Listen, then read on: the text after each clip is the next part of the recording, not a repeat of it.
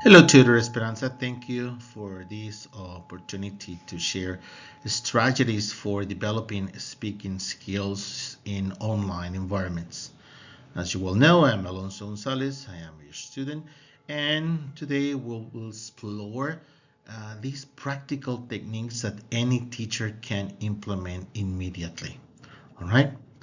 While all language skills present challenges online, and that's for sure, you know that, speaking remains uniquely difficult. Students face technical barriers, like internet connection, the camera is not working, right? And I don't have the laptop, maybe, right? I'm using my cell phone, many other technical issues that students may face. Also, the reduced social interaction and high levels of anxiety. Being in front of the camera for some students can be really, really challenging. However, I believe that with, you know, the correct design and the appropriate lesson planning, we can transform these limitations into opportunities, right? Hello, everyone. Thank you for joining me today. I'm really excited to discuss maximizing speaking skills in online language learning. Speaking is essential for effective communication and language acquisition. In an online environment where opportunities for spontaneous conversations definitely are limited, so it is crucial to create engaging and interacting speaking activities. By focusing on speaking, we can help our students, to build confidence and fluency, which are vital for their language development. And that's for sure. Let's get into the research context. In 2023, a Cambridge study revealed three critical and I will say pain points, right? The first one says that 58% of students speaking turns are lost in virtual classrooms compared to face, right? The second one, it is the audio delay. We all have struggled with that because the audio delay disrupts the natural turn taking, right? And sometimes for students can be frustrating. And the third one that we have here, this picture about teacher time talking, 75% of the talking time, it is dominated by teachers. So definitely these statistics highlight our urgent need for new approaches. Let's go to the next one.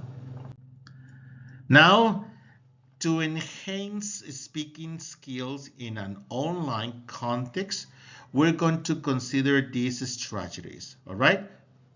The first one, interactive platforms. Okay, we can use tools like Zoom or Microsoft Teams, that allowed breakout rooms. And this feature enables a small group discussions, making it easier for students to practice speaking in a less intimidating setting, right? The next one, it is gamification. Incorporate games that require verbal interaction. Platforms like Kahoot or Quizlet can make learning fun and encourage students to speak more. The next one will be peer feedback. When we facilitate peer review sessions where students can give each other constructive feedback on their speaking skills, and this can be done through recorded presentations or live discussions, right? I'm going to give you some examples later on what I have done and what have worked, okay, with for me. Then we have in the next one, the structure is speaking task. You have to design a specific tasks such as presentations, debates, or storytelling sessions. These tasks provide a clear purpose for speaking and encourage students to engage actively. And the next one, the use of multimedia, right? Integrate videos or podcasts as discussion prompts is really, really helpful. And after viewing or listening these podcast videos, students can discuss their thoughts, beliefs in pairs or small groups. So we can do, with that, we can foster conversation. Okay. Here are some practical activities to implement these strategies. Um, Virtual debates, right? Virtual debates.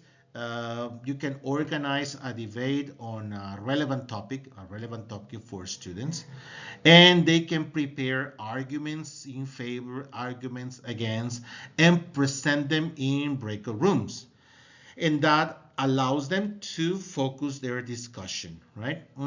What I have done in these kind of virtual debates, always okay, give them roles. I have done that. You're going to be the discussion leader. That means you have to okay, promote that everybody at least gives you two ideas, and then I give another person the the timekeeper role. So this person is in charge of the time, and I assign another role to another student, and I call them a summarizer. This student is the one that take notes, about the relevant information of their discussion, and it has worked. And with that one, I have reduced between the 30 or 40% of silent time of my students, because there's always someone that they don't want to talk. So in that way, when you have a discussion leader, so the captain of the team, so that he promotes, okay, that the conversation keeps going. All right. The next one, it is the storytelling circle. Uh, you can have students share maybe some fictional stories, even their personal stories, okay, in small groups. This encourages them to practice speaking in a supportive environment, right? Not in front of everyone. It's just with okay their small group, and they can do that, right? And that environment for them, and for students that they are quiet or they tend to be shy, it works. Okay, it works. Another one that it really works for students that they are, we'll say, reluctant to speak, or they hesitate because they are, afraid of making mistakes. Another one that it works is role playing. When you create scenarios where students must act, they have to act out roles. So that means they don't have to be themselves, right? So in that way, they're not Maria. So I am the waiter on the story. So in that way, that fear of making mistakes disappears in some occasions. Um, in these scenarios, like ordering food or maybe an interview for a job, that works really well. You can use any topics that you find interesting in your course book. We have this top-notch book that at the end of every lesson we have a now you can activity. In the now you can activity, most of the time they have a conversation model, and they have to act it out, and they have to personalize that conversation, and we have the role playing, right? So they give the opportunity to every student to participate. What I do, I send them to the record rooms in small groups or in pairs, right? And they have to create a conversation, right? Working together, so that promotes conversation and integration, okay, between them. And because something that is difficult to do in online groups, because you're not in a classroom face to face. So in that way that you make small groups, you promote uh, interaction between them, and you promote a sense, right, of of friendship inside the classroom. These definitely, the breakout rooms of Teams or Zooms definitely can help a lot, okay, of these tools that the video conference apps they can give us. All right, and we have another one that I'm starting to use, this online language exchange.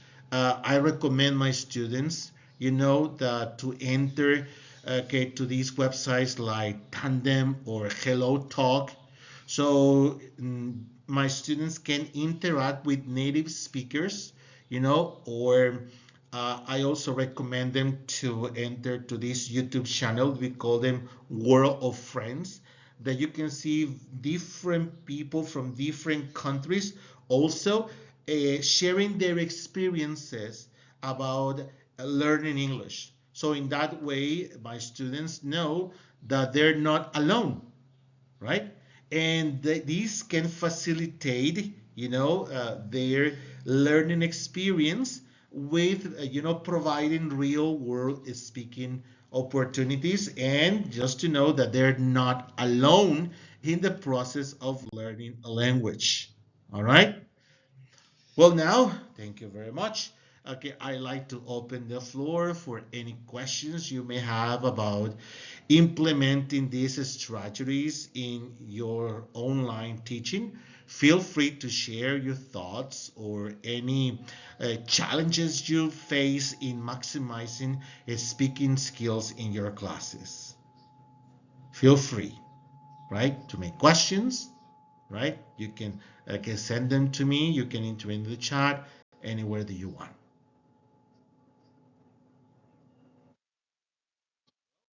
Okay, now all that I have to say is thank you for your attention, and I look forward to our discussion.